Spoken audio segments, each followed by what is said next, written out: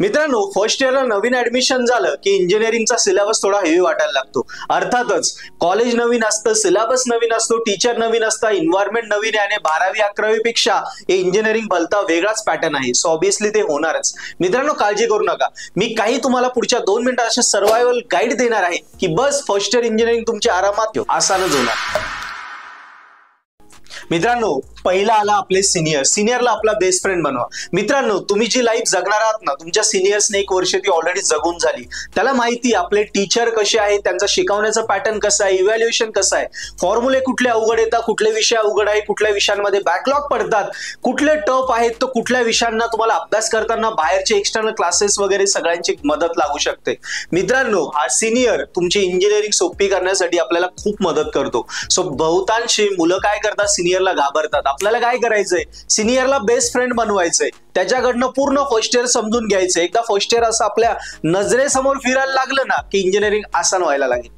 आणि मित्रांनो, फर्स्ट इयरला गेल्यानंतर पहिल्यांदा आपल्याला वाचायचं लॅब मॅन्युअल्स। मित्रांनो, थेरॉटिकल सब्जेक्ट 12वी पासून शिकतो आपण, पास होऊन जातो, पण सगळ्यात जास्त फेल होण्याचे चान्सेस असतात ते ओरल प्रॅक्टिकल वायवा मध्ये।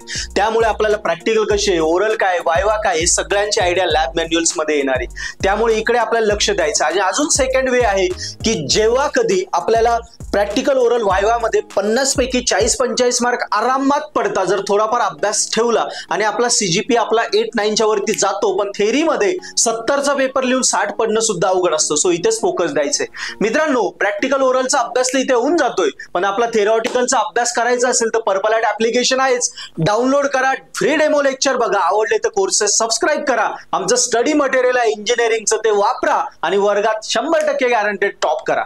मित्रांनो, रूल नंबर 3 आहे 75% अटेंडन्स। मित्रांनो, फर्स्ट इयर झालं म्हणजे 50% इंजिनिअरिंग झालं असं म्हटलं जातं, पण फर्स्ट इयरला जर आपली अटेंडन्स 75च्या खाली असली तर आपण मग पेपर देणार कसे? ऑब्विसली तुम्हाला पेपर देता येत नाही आणि फर्स्ट इयर आपलं कंप्लीट होत नाही। मित्रांनो, फर्स्ट इयर सुरुवातीला सगळ्यांना थोडं अवघड वाटतं, पण एकदा सवय झाली, अभ्यासाला लागले, कॉलेज क्लासेस अभ्यास या सगळ्या रुटीन मध्ये पडले की हळूहळू सगळं सोपं व्हायला लागतं आणि फर्स्ट इयरला पण मजा यायला लागते। मित्रांनो, घाबरायचं नाही, पण अभ्यासावर लक्ष द्या, सांगितलेले 3 रूल फॉलो करा, बघा तुम्ही बेस्ट इंजिनियर फर्स्ट इयर मध्येच होणार। आणि फर्स्ट इयरचा तुमचा अनुभव लिहायला आम्हाला नक्की विसरू नका। बाकी चॅनल नक्की सबस्क्राईब करा, काही डाऊट असले कमेंट मध्ये लिहा।